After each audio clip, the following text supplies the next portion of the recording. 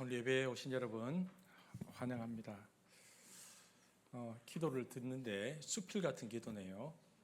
감사하고 오늘 기도의 내용에도 나왔지만 오늘 우리가 이제 말씀을 듣기 위해서 나왔습니다. 이 말씀이 또 우리 삶의 또 길이 되기를 원하고 또 이 말씀을 붙들고 또 살아갈 수 있는 힘을 우리가 얻을 수 있게 되어지기를 바랍니다. 제가 다시 한번 기도하겠습니다.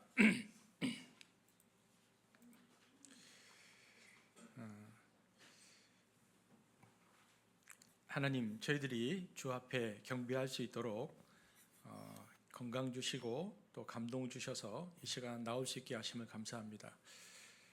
이 시간은 또 말씀을 듣고 받는 시간입니다.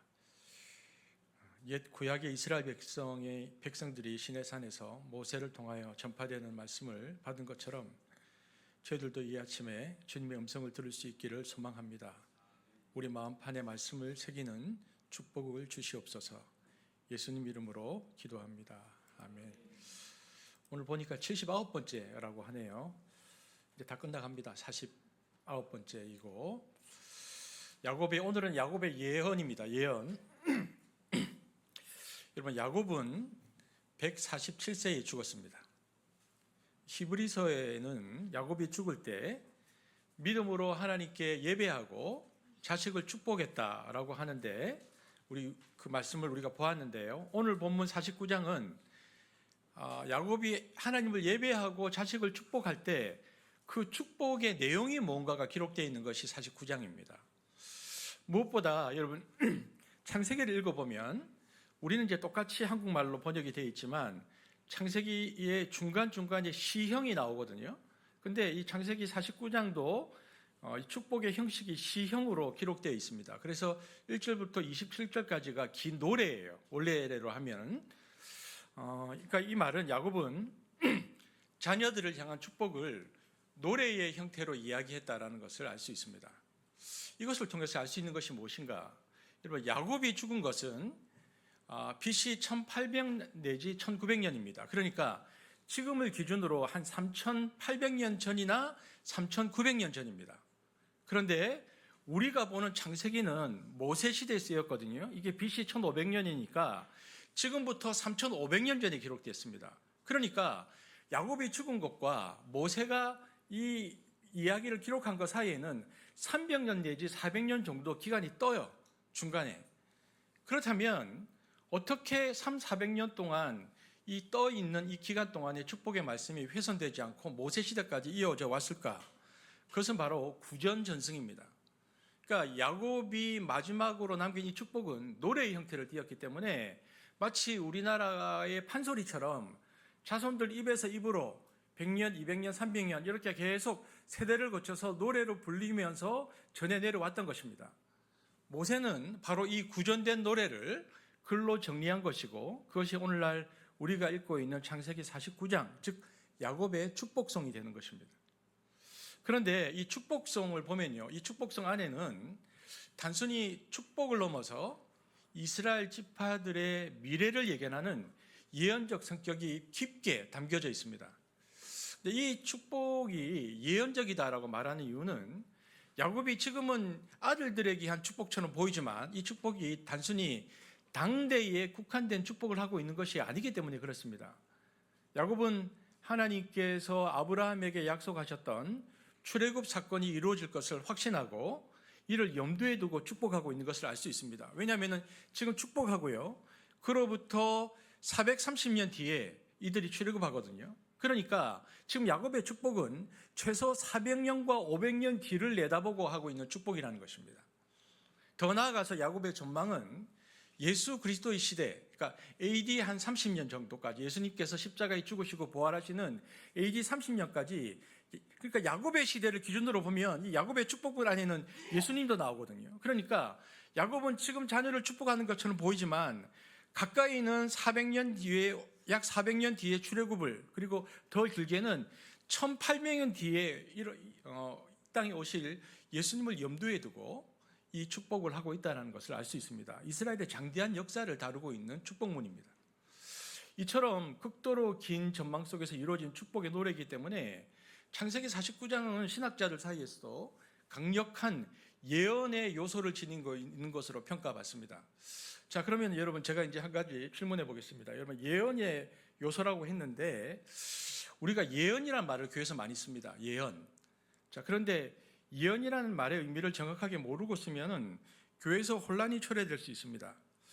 우리가 보통 예언이라고 하면 어떻게 생각하냐면 종종 미래를 예측하는 행위다라고 생각합니다. 예언을. 그러나 성경에서 이 단원이 근원이 되는 히브리어는 더 깊은 의미를 가지고 있습니다. 예언을 하는 자를 뭐라고 부릅니까? 성경에서 예언을 하는 자를 성경에서 뭐라고 부르죠? 어렵습니까? 예언자. 그러죠. 근데 성경에는 예언자들이 많이 나와요. 그런데 예언자를 선지자라고 부르기도 합니다. 그런데 이 예언자를 가리키는 히브리어 단어가 이게 뜨는지 모르겠는데 제가 안 보여서 여기 있네. 나비입니다. 제가 이 나비를 가지고 한 학기를 공부했던 기억이 나는데 신학교 다닐 때 나비입니다. 기억하기 쉽게 그냥 우리나라 말로 나비라고 연상하면 될 것 같습니다. 그런데 이 나비라는 단어의 기본적인 의미는 단순히 미래를 말하는 게 아닙니다. 이게 아니고요. 이 핵심적인 의미는 여기도 제가 여기 나오고 있구나. 누구누구를 향하여 말하다. 그러니까 이러한 의미를 가장 잘 표현하는 영어 방식은 포스텔링입니다. 누구를 향하여 말하다 이 뜻입니다. 그러니까 누구를 향하여 말하다. 나비, 즉 나비가 그러면 왜 누구를 말하여다가 나비가 됐을까? 이것은 선지자 역할이 어디서 유래되었는지를 살펴보면 알 수 있는데 고대 왕정 시대의 통치 방식에서 그 기원을 찾을 수 있습니다. 고대의 제왕들은 대개 대중 앞에서 직접 말하는 것을 피했습니다. 불통의 왕입니다. 왕이 백성들에게 직접 말하는 법이 없습니다. 대신 그 말을 유창하게 잘하는 대언자 대변인을 옆에 두었습니다. 그리고 왕은 대언자의 귀에 들리게 내용을 속삭여서 전달합니다. 그러면 대언자는 그 내용을 가지고 왕께서 이렇게 말씀하셨다라고 선포하고 온 국민과 제후들이 이해하기 쉽게 풀어서 설명했습니다. 이는 오늘날 청와대 대변인과 같은 역할인데, 즉 대언의 본질을 보여줍니다. 그러므로 이 예언자라고 할 때 예자를 쓸 때 무슨 글자를 썼느냐? 미래 예자, 즉 앞에 있는 걸 말한다는 뜻이 아니고 예언자 예자는 맡길 예자예요. 예금할 때 그 예자. 그러니까 돈을 맡긴다 할 때 예금할 때 그 예자입니다. 그러니까 예언하면 돈 대신에 뭘 맡기는 겁니까? 뭘 맡기는 거죠? 그러면은 말씀이죠. 그러니까 하나님께서 선지자에게 중요한 핵심만 알려주어서 네가 말해라. 그래서 말씀을 맡긴 사람입니다. 그래서 이것을 대언자라고도 하고 때로는 중보자라고도 합니다. 그런데 누구를 향하여 말한다는 것은 단순히 일방적인 선포가 아니라 방향을 바꾸어가며 소통하는 행위입니다. 무슨 얘기냐면 이 대언자가 갖는 중요한 역할이 이중적인데, 첫째는 백성을 향하여 왕의 뜻과 명령을 백성에게 전달하는 게 첫 번째고요. 두 번째는 왕을 향하여 고관이나 백성들의 소원과 상황을 왕에게 소근거리면서 전달하는 역할입니다. 즉 백성들의 마음을 하나님께 알리는 역할이죠. 모세가 그랬고 사무엘이 그랬습니다. 말씀을 전했는데 하나님의 말씀을 백성들이 막 뭐라고 그러니까 모세가 하나님께 뭐라고 그럽니까? 하나님, 백성이 이렇게 하더이다. 하나님 말씀을 전했더니 이들이 이렇게 반응하는데 어떡할까요? 라고 다시 묻는 것. 그러니까 이와 같이 선지자 나비는 하나님과 백성 사이에서 하나님의 뜻을 백성에게 선포하고 때로는 백성의 부르짖음을 하나님께 상달하는 영적인 대언자의 역할을 수행하는 것입니다. 이런 의미라서 예언의 예자가 미리 예자가 아니라는 것을 여러분이 잘 이해하셨으면 좋겠습니다. 그러니까 교회에서 예언자 이러면 쪽집게 무당처럼 앞으로 일어날 일을 미리 이렇게 됐다고 이야기하는 것으로 아는데 그것은 기본 기능이 아닙니다. 그렇다면 오늘날 예언자 전통은 어떻게 되었느냐? 예언자는 이런 거죠. 새로운 하나님의 계시를 받아서 전달하는 특별한 직분이었는데 구약에 보면 기독교 신학에서는 이제 구약 시대의 예언자, 이 나비와 신약 시대에는 그 구약의 예언자 역할을 누가 했죠? 신약에 와서는 그 역할을 사도들이 했죠. 사도들이 하나님 말씀을 듣고 성경을 기록했잖아요. 그런데 구약 시대의 예언자와 신약 시대의 사도의 직분은 성경이 완성됨으로 그 기능이 종결되었다고 봅니다. 신약에서는 끝났다. 그러니까 하나님께서는 사도들을 통해서 신약 성경을 기록해 하심으로 더 이상 새로운 계시, 새로운 하나님의 말씀이 더 이상 필요치 않게 되었다는 것입니다. 그러니까 성경이 완성된 후에는 이 특별 계시를 전달하는 직분, 즉 구약의 예언자 직분과 신약의 사도 직분은 더 이상 존재하지 않습니다. 그러므로 저는 목사잖아요. 목사는 직분적으로 사도나 구약의 예언자와는 다릅니다. 목사할 때 목자는 양을 돌보는 자라는 뜻이거든요. 목, 그리고 공동체를 돌보고 섬기는 목양의 역할을 뜻합니다. 목, 그리고 사자는 가르치는 스승. 그러니까 무슨 얘기냐면 목사는 즉 공동체에 하나님의 완성된 말씀 성경을 정확하게 해설하고 가르치는 역할을 뜻합니다. 이게 목사입니다. 그러므로 오늘날 목회자의 가르침은 하나님께 직접 새로운 계시를 받아서 전달하는 예언이 아닙니다. 예수 그리스도의 특별한 증인으로서의 사도 직분도 아닙니다. 여러분, 목회자의 모든 가르침과 권위는 기록된 하나님의 말씀, 즉 성경에 종속됩니다. 목사는 성경을 가르치는 대언자일 뿐 새로운 계시를 전달하는 예언자가 아니라는 것입니다. 목회자가 그래서 성경에 어긋나는 말을 한다. 그것은 사도의 권위도 예언자의 권위도 가질 수 없고요. 성경적 가르침에서 벗어난 이단, 이설 혹은 개인적인 의견으로 간주합니다. 이처럼 우리가 성경에서 예언이라는 단어를 접할 때 그 의미를 정확하게 이해하는 것이 중요한데 히브리어의 나비의 핵심 의미는 단순히 미래를 예측하는 행위가 아니고 하나님의 말씀을 맡아서 대언하는 것이 핵심입니다. 물론 맡은 말씀이 당대에 일어나지 않고 미래의 일까지도 길게 맡겼을 경우에는 거기에 소위 말하는 프레딕트, 미리 말한다는 요소가 있습니다. 그 안에. 그러나 이것이 본질이 아니다는 것을 알아야 합니다. 따라서 교회에서 말하는 예언의 은사 있죠. 예언의 은사가 쪽집게 무당처럼 미래를 예측하는 것이 아니고 성경 말씀에 비추어서 성도들을 격려하고 권면하고 위로하고 책망하고 교회를 세우는 활동으로 이해해야 합니다. 이게 예언의 역할이죠. 자, 여러분, 그럼 제가 이제 한번 질문해 보겠습니다. 줄여서 NAR이라고 하는데 혹시 신사도 운동 들어보신 적 있으십니까? 들어보신 적, 이렇게 손 아래쪽으로. 우리는 거의 그 2단에는 무균실이겠네요. 신사도 운동. 어디가 따라가지 마시고 제가 말씀드릴 테니까. 이 신사도 운동이 지금 얼마나 대단한 무균실이네. 와, 굉장한데, 우리 교회가. 제가 좀 뿌듯합니다, 제가. 여러분, 신사도, 이름은 신사도 운동이잖아요. 신사도. 그러니까 신사도 운동의 핵심은 교회의 기초를 세우는 사도 시대의 그 구약과 신약 시대의 그 직분이 오늘날에도 부활해서 존재한다고 주장합니다. 신사도 운동. 이야기했듯이 정통신앙은 사도와 구약의 선지자 직분이 성경 정경 완성과 함께 그 기능이 종료되었다고 보거든요. 끝났다. 그러나 신사도 운동은 현 시대 지도자들에게 성경과 동등하거나 그 이상의 권위를 부여함으로 성경의 최종 권위를 약화시킵니다. 이들은 자신들을 신사도 또는 예언자라고 칭하고 자신들이 사도적 권위와 교회의 방향을 결정할 직통 계시의 권한이 있다고 강조합니다. 또한 성경 외의 새로운 계시와 개인적 예언을 강조합니다. 그래서 이들은 이런 걸 주장하죠. 개인의 환상, 꿈, 또 직통 계시를 통해서 하나님이 새로운 계획을 직접 알려주신다고 주장하고 이러한 개인적 체험을 성경 말씀보다 더 중요하게 여기거나 동등하게 취급하는 경향이 있습니다. 그리고 예언의 내용이 종종 개인의 성공, 축복, 물질적 번영에 치우칩니다. 제가 저하고 신학교 동기이고요. 그 목사님이 굉장히 성경적으로 목회를 잘했는데 한 10년 전에 그러는 거예요. 자기가 기도했더니 성도 이빨이 금이빨로 바뀌었다는 거예요, 저한테. 근데 저 이해가 잘 안 되는 거예요. 이가 금이빨로 바뀌었다는 거예요. 너무 좋겠어요, 그러면은. 근데 이게 금이빨, 금가루, 뭐 쓰러짐, 막 누워가고 집단적인 웃음, 이런 신비적 현상에 신사도 운동들은 집중하거든요. 이러한 현상을 그들은 뭐라고 해석하냐면은 성령의 기름 부음의 증거로 삼습니다. 성령 지금 임했다, 이 공동체에, 이렇게 생각하죠. 또한 특정 지역을 악의 소굴로 규정하고요, 땅밟기 같은 걸 합니다. 그래서 영적 전쟁을 수행해야 한다고 강조하죠. 그래서 제가 속해 있는 이 대한야스교 장로회 고신교단에서는 이 땅밟기 하는 교단을 이단으로 규정하고 더 이상 교전을 못하도록 끊었습니다. 더 이상 하면 안 된다.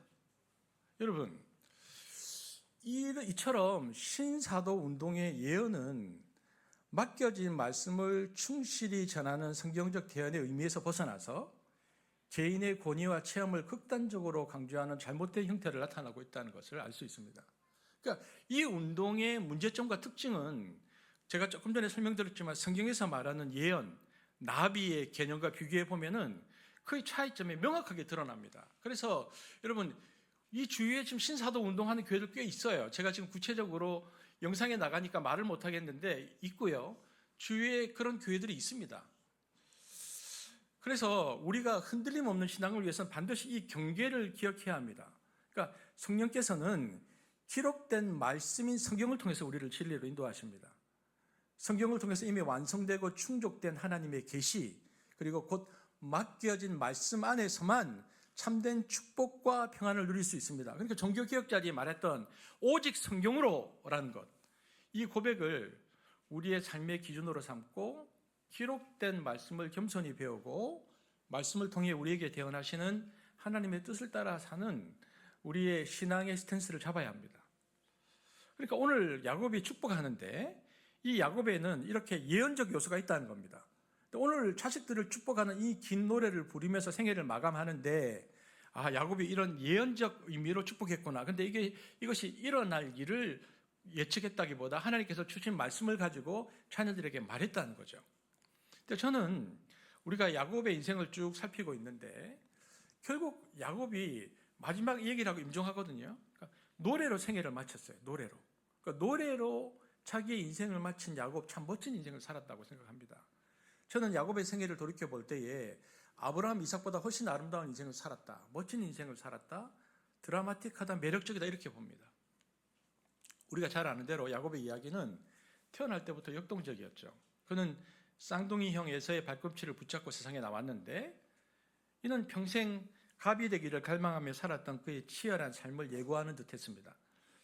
동생이란 열등감 속에서 야곱은 늘 축복과 장자권을 향한 강한 열망을 품었죠. 나는 왜 갑이 되지 못했을까? 나는 울로 태어났다는 한이 맺혀서 항상 괴로웠고 어떻게든 내가 갑이 돼야지라고 생각했던 인물이 야곱입니다. 그는 꾀를 써서 형 에서에게서 장자권을 속에서 빼앗았고요. 아버지 이삭으로부터 축복마저 가로채는 대담한 일을 저질렀죠. 그런데 성경에 보면 이 속임수의 대가가 혹독했는데 분노한 형 에서를 피해서 야곱은 정든 고향을 등지고 홀로 망명길에 올라야 했습니다. 외삼촌 집에 도착한 야곱은 우물가에서 둘째 딸 라헬을 만나서 첫눈에 반하는데 비록 도망 온 신세였지만 그녀를 얻기 위해서 7년간 무보수로 일하겠다는 약속을 하죠. 라헬을 향한 불타는 사랑 덕분에 7년은 그에게 수일같이 짧게 느껴지는 행복한 시간이었습니다.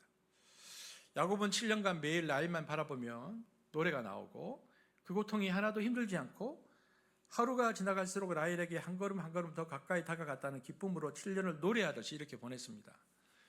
이렇게 열정적인 사람, 이렇게 로맨틱한 사람인데 결혼식 날 밤 사기꾼 기질을 가진 외삼촌 라반에게 속아서 야곱은 원하지 않던 큰딸 레아를 먼저 아내로 맞이하게 되죠.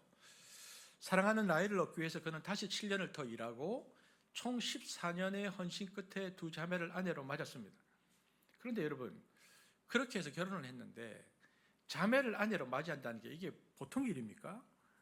우리가 한 아내의 감정과 요구를 채워주는 듯 버거운데 두 여자, 이것은 제가 보기에 굉장히 무리한 어떤 선택을 하지 않았나 개인적으로. 거기다가 나중에 자식 경쟁이 벌어져서 여자가 4명이 됩니다.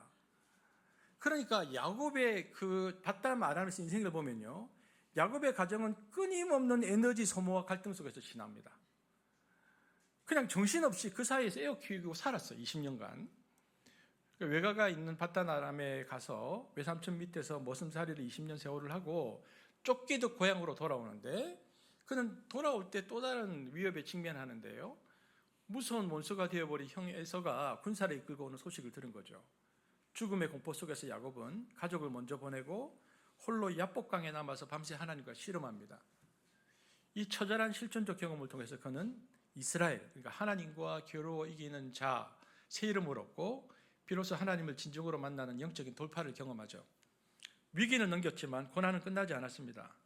사랑하는 딸 디나가 강간당하는 비극과 아들들의 잔인한 보복으로 또다시 피신해야 했습니다.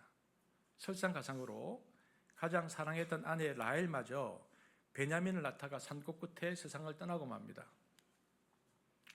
야곱은 젊은 날의 로맨스와 사랑을 땅에 묻은 채 깊은 외로움과 허전함 속에 남은 생애를 살았습니다.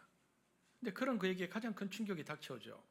라헬의 아들인 사랑하는 요셉이 짐승에게 찢겨 죽었다는 비보를 들은 것입니다. 그는 슬픔에 잠겨서 오랜 세월을 괴로워하며 삽니다. 자식이 먼저 세상을 떠나는 상처를 평생 가슴에 묻고 사는 지울 수 없는 고통 가운데 살았던 거죠. 어떤 위로도 그 슬픔을 완전히 씻어낼 수 없었기에 야곱 역시 아들 요셉을 잃은 슬픔 속에서 고독한 노년을 보냅니다. 그러나 하나님께서는 그 깊은 상처를 놀라운 반전으로 바꾸셨는데 죽은 줄 알았던 아들이 살아있을 뿐만 아니라 이집트의 총리가 되었다는 기적 같은 소식이 들려온 거죠. 야곱은 이집트로 내려가서 그토록 그리워하던 아들과 함께하는 늦깎이 노년의 기쁨을 충만하게 누렸습니다. 여러분 보십시오. 야곱의 태어남부터 야곱의 지금 죽음 직전까지 제가 야곱의 인생을 보았는데 얼마나 수많은 일들이 야곱의 인생 가운데 있었습니까? 이것이 우리의 인생이라고 생각해 보십시오. 그래서 저는 야곱의 생애를 돌이켜보면 그는 참으로 거인이다라는 생각이 듭니다. 그는 전설적인 투쟁을 벌인 사람입니다. 전쟁과 멸족의 위기를 무섭게 이겨냈고 그 위기 속에서 하나님을 만나는 신적인 체험을 거듭했습니다. 그의 외로움, 깊은 슬픔, 열정적인 사랑, 뼈아픈 비극, 그리고 숱한 고난의 여정은 그를 드라마틱한 인간으로 만들었습니다. 저는 야곱의 불굴의 생존 의지, 뜨거운 사랑, 그리고 그가 겪었던 비극을 보면서 비록 저는 개인적으로는 그렇게 살고 싶지는 않지만 그가 얼마나 거대한 삶을 살았는지 감탄하게 됩니다. 가장 인상적인 것은 그의 생애의 마무리입니다. 야곱은 고난 속에서 끊임없이 하나님과 씨름하고 영적으로 지속하여 성장했습니다. 그래서 노년에는 아브라함, 이삭보다 훨씬 더 성숙하고 영적인 거인으로 변화되었습니다. 그가 147세 생애를 마감하는 순간 야곱은 숨을 거두기 직전 마지막 예배를 드리고 길고 예언적인 노래를 오늘 본문에서 부르고 있습니다. 그리고 그 노래가 끝남과 동시에 숨이 끊어집니다. 그래서 세상을 건너가는 야곱의 마지막 퇴장 모습은 우리에게 영광스러운 소망을 줍니다. 자신의 파란만장했던 삶을 하나님 앞에서 노래로 끝낸 사람, 특히 그 노래가 자식들의 미래를 축복하는 예언적 찬가였다는 사실은 깊은 감동을 줍니다. 마음속으로 나중에 하나님을 뵐 때 저렇게 할 수 있으면 영광 중에 영광이겠다라는 소망을 품게 하는 성숙한 모습입니다. 그런데 제가 이 긴 노래 중에서 특별히 오늘 우리가 세 절을 읽었잖아요. 왜냐하면 본문을 다 읽어야 하는데 세 절을 주목해서 야곱의 예언을 한번 살펴보려고 합니다. 맨 처음 나오는 것은 유다에 대한 예언입니다. 10절인데 한 절인데 한번 띄워주실래요? 10절 있습니까? 네. 세 절에 주목했습니다. 제가 예언 중에서 시작. 그가 유다를 떠나지 아니하며 통치자의 지팡이가 그 발사에서 떠나지 아니하되 실로가 오시기까지 이르리니 그에게 모든 백성이 복종하리로다. 여러분 규가 유다를 떠나지 아니하며 했죠. 여러분 규가 뭘까요? 규가 왕이 쥐고 있는 쥐봉을 말합니다. 그러니까 고대 왕들이 권위와 통치권을 상징하기 위해서 사용했던 왕의 지팡이를 말하는데 이 지팡이는 왕의 권위를 상징하고 이렇게 발밑에 이렇게 닿게 들고 있다가 신하들이 소란할 때 탁탁 이렇게 치면서 이렇게 질서를 잡던 도구였습니다. 그런데 이렇게 됐죠. 통치자의 지팡이가 그 발 사이에 떠나지 않는다. 무슨 말일까요? 이는 곧 이스라엘의 왕이 가지고 있는 규니까 유다 지파에게 영원히 머물 것이다라고 선포하는 내용입니다. 여러분 이스라엘 12지파 중에서 장남이 누구였죠? 루벤이잖아요. 근데 사람들의 예상과는 달리 이스라엘의 진정한 왕권이 장남이 아니고 유다에게로 갈 거다. 이렇게 명확하게 예언합니다. 그렇다면 여러분 왜 원래 장남이었던 루벤이 장자권을 빼앗겼을까요? 자격이 없었어요. 루벤은 서모 빌하와 근친상간을 저지르는 죄를 보면서 형제들을 이끌어갈 수 있는 영적 권위와 능력을 상실했습니다. 하나님이 기회를 주시지만 믿음으로 그것을 움켜쥐어야지만 자기 것이 될 수 있다는 것을 보여주는 장면입니다. 자, 여기 부모님들, 여기서 우리가 자녀들을 위해서 기도할 때 기억해야 할 기도 제목들이 나오는데요. 부모가 기도를 한다고 해서 그 기도가 무조건 다 이루어지는 거 아닙니다. 자녀들을 위해서. 그러니까 뭐냐면 자녀가 믿음이 생겨서 그 기도에 반응할 때 하나님이 축복이 임하는 겁니다. 자녀에게. 그래서 저는 부모들의 기도를 어떤 기도라고 표현하냐면 수도꼭지까지 물을 끌어다 놓는 기도라고 표현합니다. 이런 거죠. 부모는 수도꼭지 바로 앞까지 물을 꽉 채워주는 역할을 하는 겁니다. 그 다음에 수도꼭지를 틀어서 물을 마시는 것은 자녀의 몫이고 자녀의 믿음입니다. 아무리 물을 끌어놔 놔도 믿음이 없는 자녀들은 수도꼭지 앞에서 목말라 죽습니다. 안 트니까. 하지만 부모님이 믿음이 있으면 부모님이 쌓아놓은 그 모든 축복에 대해서 자녀들이 나중에라도 믿음으로 반응할 때 그 축복을 누리게 되죠. 예전에는 이제 수도꼭지를 돌린다 표현했는데 요즘은 꾹 누르는 것도 있으니까 터치식이라면 손만 살짝 대도 물이 칼칼 나오지 않습니까? 그렇기 때문에 자녀들이 믿음으로 아멘하고 반응하면 축복을 누리게 되어 있습니다. 그래서 부모들은 자녀들이 그 복을 지금 당장 자기 믿음으로 받든 안 받든 상관없이 계속 기도를 해나가야 됩니다. 그래서 하나님의 축복의 압력이 그 수도꼭지 끝까지 가도록 만들어 놔야 됩니다. 그게 부모의 의무죠. 그리고 자녀들이 어느 순간 아멘 할 때 그게 또 쏟아지도록 만들어 놔야 합니다. 그러니까 강제로 줄 수는 없지만 부모의 기도는 끝까지 그 기도를 끌어다 놓는 것입니다. 우리가 포기하지 말아야 하는 것이죠.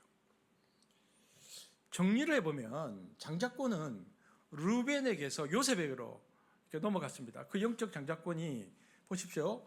요셉의 아들 에브라임과 므낫세로 이어졌잖아요. 우리가 보면 장자권은 요셉의 아들 에브라임과 므낫세 이걸 갔는데 왕권은 누구에게 갔습니까? 오늘 보니까 유다에게 갔습니다.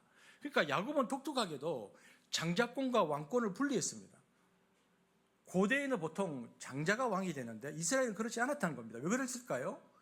권력의 집중을 막으시는 하나님이십니다. 인간은 연약하기 때문에 경제권, 돈과 통치권, 권력을 한 사람이 다 가지면 부패하기 쉽습니다.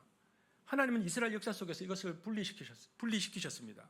그러니까 물질적 번영과 군사적 힘은 에브라임, 요셉에게, 영적 면분과 통치의 정통성은 유다에게, 제사장의 직분은 레위에게, 이 서로 다른 지파들이 협력하여 하나님 나라를 이루도록 권력을 분산시켰습니다.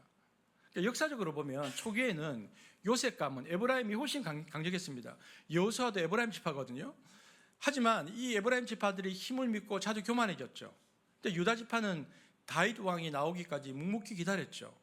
결국 진정한 왕권 나중에 보면 역사적으로 보면 힘이 센 요셉이 아니고 형제를 섬기려 했던 유다를 통해서 완성된다. 성경이 이렇게 말해주고 있습니다. 우리는 다윗이 유다 지파 출신임을 압니다. 실제로 이 예언대로 유다 지파에게서 다윗 왕이 태어나서 이스라엘의 가장 위대한 왕국을 이루었습니다. 그래서 마태복음에 나오는 예수님의 족보도 유다의 계보를 따르고 있다는 것을 알 수 있습니다. 이는 유다 지파가 다윗 왕국을 이룰 만큼 도덕적으로 완벽하고 훌륭한 지파였기 때문이 아닙니다. 우리가 유다를 보면 제가 설교실을 따로 했지만 유다는 허물이 많은 인물인데요. 그런데 그럼에도 불구하고 하나님의 주권적인 선택과 약속이 그를 통해서 이루어진 거죠. 그러니까 유다 지파는 이스라엘 역사 속에서 그래서 영광을 누렸습니다. 이처럼 하나님께서는 사람들의 예측과 순서를 뒤바꾸시는 변혁의 하나님이십니다. 이전에 요셉의 아들들인 에브라임, 므낫세에게 축복하실 때도 장남과 차남의 순서를 바꾸셨듯이 하나님은 혈통적 순서에 따라서 특권을 주지 않고 당신의 뜻대로 역사를 이끌어 가십니다. 이스라엘의 왕국과 왕권이 장남에게 가지 않고 유다에게 간다는 이 예언은 바로 그 증거입니다. 그렇다면 유다의 어떤 요소가 그를 규를 지닌 지도자답게 만든 것일까요? 여러분 유대교 학자인데 유대교 학자 중에 요람 하존이라는 사람이 있는데 요람 하존이가 쓴 구약 성서로 철학하기라는 책이 있어요. 그 책을 보면 뭐라고 되어 있냐면 유다는 어떤 의미에서 하나님께서 유다를 택했냐 이렇게 설명하고 있는데 유다는 개인적 약점과 실수에도 불구하고 자신의 행동을 고쳐서 도덕적 원리를 재확립하는 능력을 보여주고 있다 이렇게 설명했습니다. 즉 요람 하존이는 뭐라고 말하고 있냐면 지도자에게 가장 중요한 특징은 자신의 잘못을 공개적으로 고백할 수 있는 능력이라고 얘기하죠. 왜냐하면 우리가 유다 하면 떠오르는 사건이 뭡니까? 며느리 다말과 관련된 이야기잖아요. 유다는 아들 엘과 다말을 맺어 주었지만 엘이 후손 없이 죽으니까 둘째 아들 오난이 형의 자리를 대신하는데 둘 사이 태어난 아들이 맞이인 엘의 자식이 되는 거죠. 하지만 오난도 하나님 눈밖에 나서 죽었어요.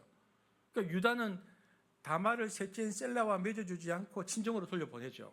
시간이 흘러도 자기를 부르지 않자 다말은 신전 창녀로 분장을 하고 양털 깎기 축제를 위해서 길을 나선 시아버지를 유혹해서 잠자리를 같이 합니다. 어느 날 유다가 며느리 다말이 임신했다는 소식을 듣죠. 가문의 명예에 먹칠을 했다고 생각한 유다는 다말을 이끌어내서 화형에 처하려고 했습니다.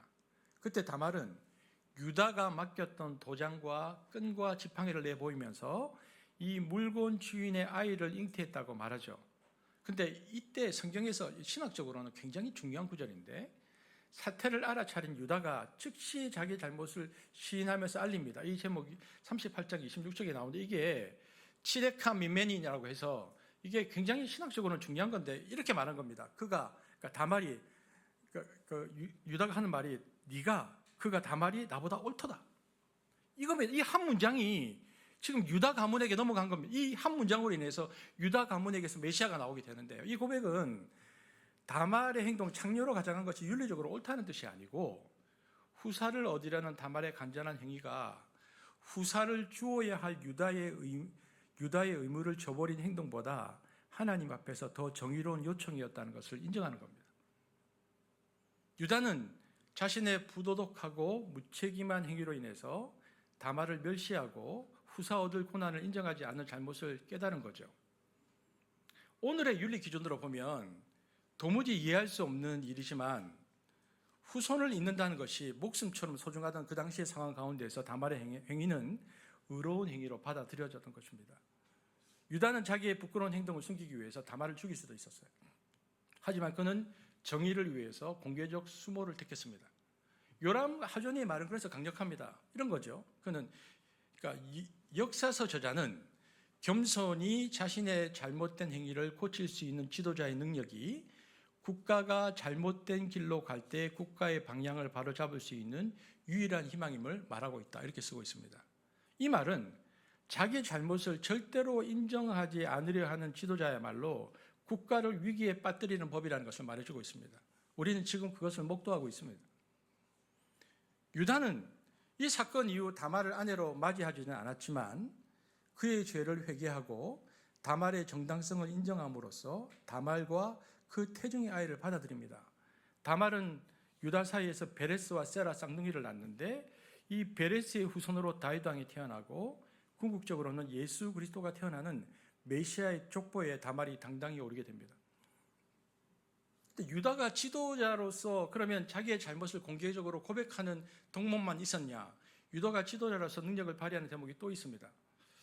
요셉은 형제들에게 자기 정체를 드러내기 전에 형들의 태도를 확인하기 위해서 베냐민을 도둑으로 몰아서 그를 종으로 삼겠다고 말하죠. 그때 유다가 나서서 창세기 44장 33절에 보면은 이렇게 말하고 있는데 한번 같이 읽어보겠습니다. 시작. 그러니 저 아이 대신에 소인을 주인 어른의 종으로 삼아 여기에 머물러 있게 해주시고 저 아이는 그의 형들과 함께 돌려보내 주시기를 바랍니다. 그러니까 사랑하던 아들 요셉을 잃은 후 시리의 날을 보내는 아버지가 그나마 위로를 삼는 것이 베냐민이었는데 그 아이마저도 종으로 팔린다면은 아버지가 겪을 고통을 참아볼 수 없다는 겁니다. 그는 오래전에 자기 형제들에게 요셉을 종으로 팔아버리자고 제안했던 사람이었지만 세월이 흐른 후에 이렇게 변했죠. 그러니까 누군가를 위해서 자신을 기꺼이 희생할 수 있는 사람이 진정한 지도자입니다. 유다가 이 두 가지의 덕목을 지녔다라고 성경이 말하고 있는 것이죠. 그렇다면 유다에게 그 왕권이 갔는데 야곱이 말하기를 그 왕권이 언제까지 이어질 것이냐, 그 왕권이 어디에서 완성될 것이냐, 오늘 본문에 보면 실로가 오시기까지 그 왕권이 이어진다고 말하고 있습니다. 한번 읽어보겠습니다. 시작. 그가 유다를 떠나지 아니하며 통치자의 지팡이가 그 발 사이에서 떠나지 아니하기를 실로가 오시기까지 이르리니 그에게 모든 백성이 복종하리로다. 야곱은 띄워주십시오. 야곱은 이 왕권의 종착점을 실로가 오실 때까지라고 얘기하고 있습니다. 여러분, 이 실로라는 단어가 평화를 뜻하는 샬롬과 같은 어원입니다. 그러니까 이 단어는 평화의 사람 혹은 평화의 왕을 의인화한 표현입니다. 그러니까 이런 거죠. 규가 유다를 떠나지 아니하며 통치자의 지팡이가 그 발 사이에서 떠나지 아니하기를 실로, 그러니까 평화의 사람이 오시기까지 이르리니 그에게 모든 백성이 복종하리로다, 이렇게 축복했습니다. 여기에 대해서 굉장히 많은 해석이 있습니다. 유대인들은 이 실로를 뭐라고 보냐면은 아직 오시지 않은 오실 메시아에 대한 예언으로 해석합니다. 그러나 우리 기독교는 실로를 이미 오신 예수 그리스도라고 확신하고 해석합니다. 그러니까 우리 기독교적 해석에 따르면 야곱의 기준으로 무려 1800년 전에 죽을 때에 마지막 노래에서 누구를 바라보고 있습니까? 예수 그리스도, 평화의 왕, 우리의 죄를 대속하시기 위해서 십자가에 죽으신 평화의 왕 예수를 내다보고 있습니다. 이거 굉장한 예언입니다. 그가 지금 그렇게 예언하고 축복하고 있습니다. 저와 여러분이 삶을 살아가면서 저는 그래서 점점 더 예수님이 심플하게, 투명하게, 예민하게 보여진다면 축복입니다. 오늘 야곱이 그랬습니다. 야곱은 선명하고 분명하게 보았습니다.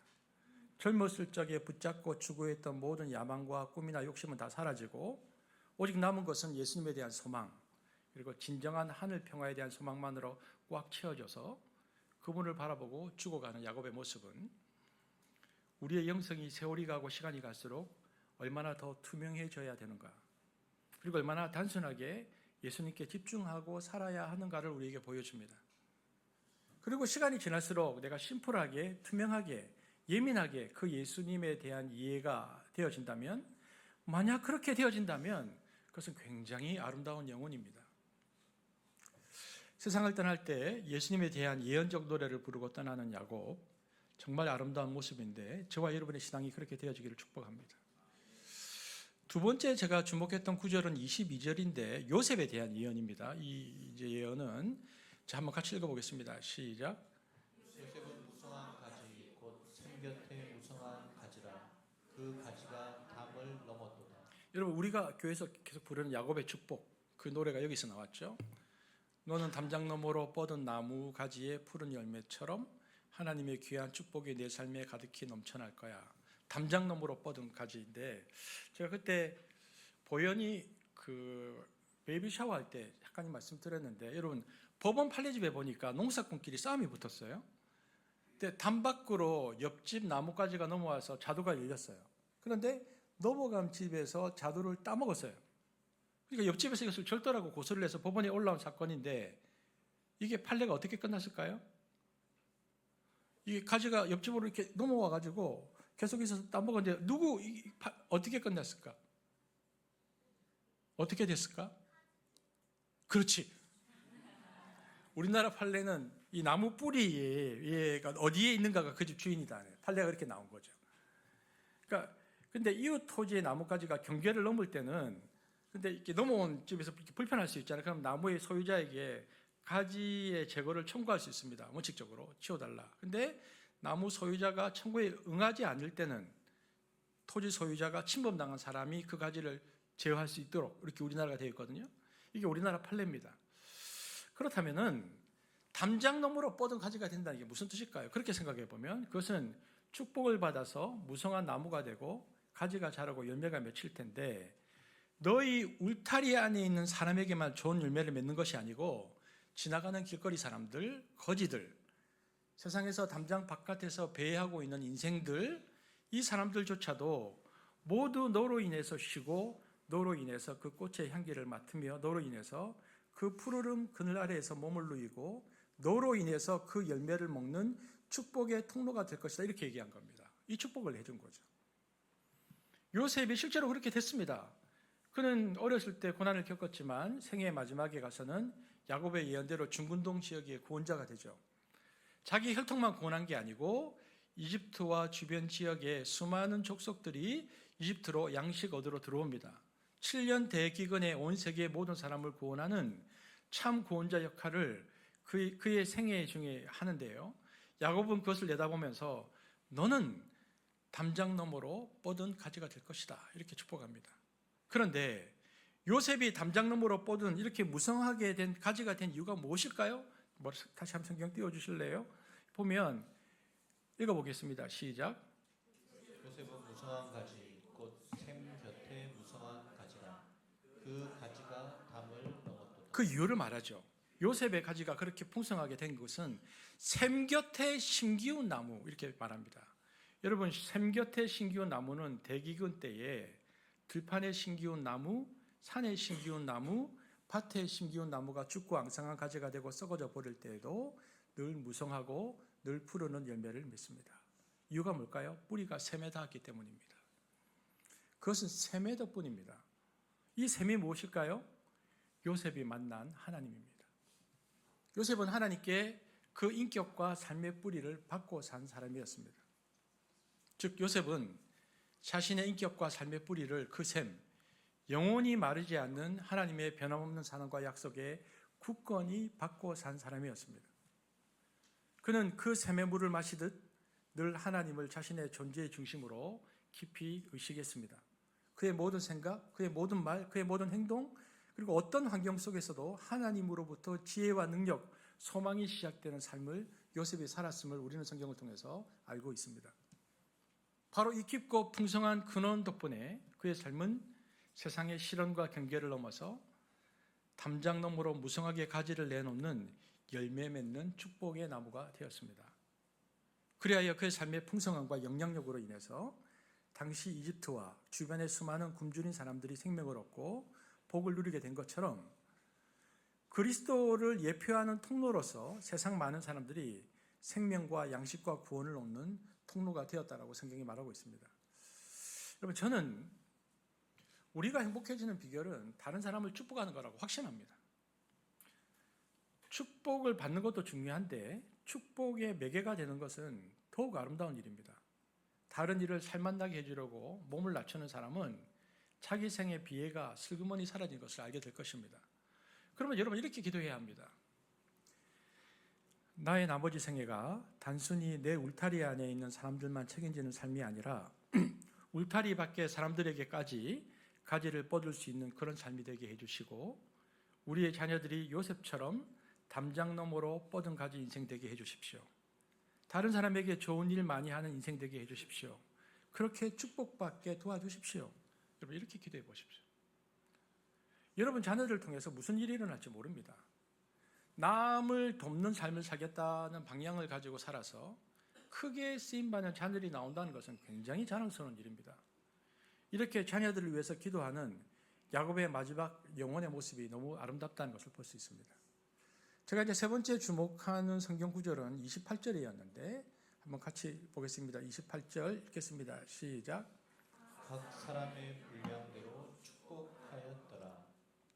여러분 이제 그 자녀들을 쭉 축복하면서 제일 마지막에 27절까지 노래를 쓰고 28절부터 이제 각 사람의 분량대로 축복하였다 끝나는데 굉장히 귀한 말입니다. 이 말이 기독교 축복관이 여기에 나오고 있습니다. 각 사람의 분량대로입니다. 여러분 기독교의 축복관은 욕망대로 축복하지 않습니다. 우리가 아무리 하나님 이거 주세요 저거 주세요 해도 축복 안 해주십니다. 걱정하지 마세요. 안 해주세요. 혹시 주실까 봐 걱정할지 모르는데 안 해주십니다. 올립니다. 욕심대로 기도하고 신자들이 필요에 대로 기도해도 안 해주십니다. 하나님은 욕망과 필요에 따라서 축복하지 않습니다. 그러면 어떻게 축복하시는가? 오늘 성경에 나오잖아요. 각 사람의 분량대로 분수에 맡겨 주십니다. 하나님의 축복의 특징은 분수입니다. 분량입니다. 분량.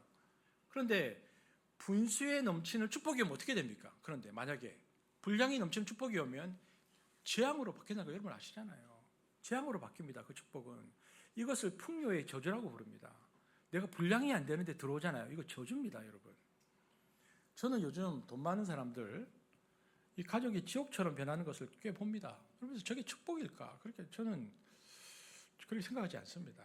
그냥 근근히 살고 그저 그렇게 빠듯하게 준비해서 살아왔지만 생일 때마다 명절 때마다 온 가족이 함께 모이고 또 이런 거죠. 뭐 아버지 어머니가 아프거나 하면 가족들이 적은 돈이지만 십시일반 모아가지고 엄마 아버지 이거 하세요. 그러면은 또 엄마 아버지 입장에서는 너무 고맙다. 이번에도 너희들에게 이렇게 부담과 피해를 끼쳐서 내가 어떡하냐 그러면 아이고 아버지 어머니 무슨 그런 말씀을 하세요. 이게 최고의 가족입니다. 이런 가족이 최고의 행복한 가족이죠. 그리고 그런 거죠. 아버지가 죽어갈 때, 아버지가 죽는데 죽어갈 때 엄마하고 자식들이 아버지 옆에서 마지막에 이렇게 말해줄 수 있다면, 아빠 사랑해요. 평생 동안 우리 위해서 너무 수고하셨어요. 우리 잊지 않아요. 걱정하지 마세요. 아버지 천국에 먼저 가세요. 우리도 곧 따라가서 아빠 볼 거예요. 그리고 일일이 마지막 힘을 내서 품에 안아주고 행복해서 감사합니다. 이 죽는 아버지, 엄마가 행복한 겁니다. 여러분, 이게 행복한 겁니다. 여러분, 분량대로 복을 받아 행복한 겁니다. 이게 성경의 원칙이거든요. 그러니까 분량대로라는 용어를 어떤 사람이 영적인 헤게모니라는 용어로 바꿨었는데, 영적인 주도권을 갖고 있을 때, 즉 정신적, 도덕적, 윤리적인 물질을 다룰 수 있는 내면의 정신적 힘이 있는 만큼만 물질이 있으면 축복입니다. 그것이 없이 물질이 생기면 그때 그 돈 때문에 망합니다. 오히려 저주가 옵니다. 하나님과 멀어지고 교만하다가 망합니다. 그래서 이 영적인 헤게모니가 있느냐 없느냐, 이것이 중요한 거죠. 야곱은 이걸 알았습니다. 자식들을 축복하지만 필요나 욕망으로 축복하지 않고 분수대로, 분량대로 축복했다, 이렇게 성경이 우리에게 말해주고 있습니다. 그러니까 여러분, 야곱의 노년을 보면은 우리에게 주는 교훈들이 있어요. 그것은 사람이 노년이 될수록 육체는 쇠약해지지만 영은 더욱 강건해져야 한다는 것입니다. 야곱은 나이가 들면서 기도를 배워나갔습니다. 기도가 반복되고 차곡차곡 쌓여서 결국 영광스러운 지도자가 되죠. 그리고 마지막 순간에 자식들을 노래하고 축복했습니다. 그런데 물론 오늘 본문에 나오는 야곱의 기도는 성경에서 나오는 아주 특별하고 계시적이고 언약적인 기도이기 때문에 우리가 똑같이 할 수는 없습니다. 하지만 우리도 그리스도 안에서 예수님의 이름으로 자녀를 축복하는 것은 보편적으로 얼마든지 할 수 있습니다. 우리 모두가 할 수 있는 일이 바로 이것입니다. 여러분, 날마다 자녀들을 위해서 기도하십시오. 여러분은 하나님의 축복을 수도꼭지 앞까지 밀어넣는 역할을 해야 합니다. 그 수도꼭지를 트는 것은 자녀의 믿음이죠. 위기가 닥치거나 때가 되면 자녀들이 믿음으로 그 수도꼭지를 반드시 틀 겁니다. 그때는 그 시기는 하나님께 달려 있습니다. 그러니까 걱정하지 마시고, 여러분은 가족을 위해서 끊임없이 기도하는 영적 멘토로서의 기능을 담당해야 한다는 것입니다. 저는 무엇보다 중요한 것이 이것이라고 생각하는데, 기도하는 아버지, 기도하는 어머니, 기도하는 할아버지, 기도하는 할머니가 되는 것입니다. 인생에 무슨 어려운 일이 생기면 자녀들이 제일 먼저 부모에게 와서 그 문제를 부탁하고 기도를 요청할 수 있는 그런 영적 멘토가 되어야 합니다. 여러분, 잔소리로는 안 됩니다. 여러분 너무 잘 아시잖아요. 엄마 아빠가 기도는 안 하고 잔소리만 퍼부으면 자녀들은 장년이 되어서도 부모에게 도망갑니다. 부모가 자기 에고가 강해서 자식들에게 너무 강요를 많이 하면 자식들은 부모와 같이 사는 그 노력을 포기해버립니다. 그 도망가죠. 부모가 똑똑해서 되는 것도 아니고 돈으로 해결되는 것도 아닙니다. 오히려 그럴수록 자식만 잃어버립니다. 인생의 노년기에 누릴 수 있는 최고의 축복은 자녀들이 우리 아버지의 기도가 필요하다, 우리 엄마의 기도가 필요하다 느끼게 만드는 겁니다. 오늘 야곱의 생애를 통해서 우리가 배워야 할 점은 바로 그거죠. 자녀들이 인생의 결정적인 순간에 하다 안 되는데, 맞아, 아버지에게 기도 부탁해야 되겠다, 엄마에게 기도 부탁해야 되겠다. 여러분, 이 시간은 자녀를 위해서 우리가 잠깐 기도하는 시간을 가질 텐데, 우리가 다 같이 기도할 텐데, 야곱처럼 속으로입니다. 축도하듯이 우리가 기도하는데 눈을 감고 머릿속으로 아들 부부, 딸 부부, 그리고 손자 손녀들의 머리 위에 내가 손을 얹었다라고 상상하고, 우리 반주도 좀 해주시고요. 우리가 잠깐 태영 목사님 또 나중에 기도 인도하시겠지만 제가 서 있겠습니다. 저도 같이 기도하겠습니다. 한 30초에서 1분 정도만 그렇게 머릿속에 상상하고 야곱의 축복의 기도를 우리 자녀들에게 하는 시간을 갖도록 하겠습니다. 우리 기도하십시다.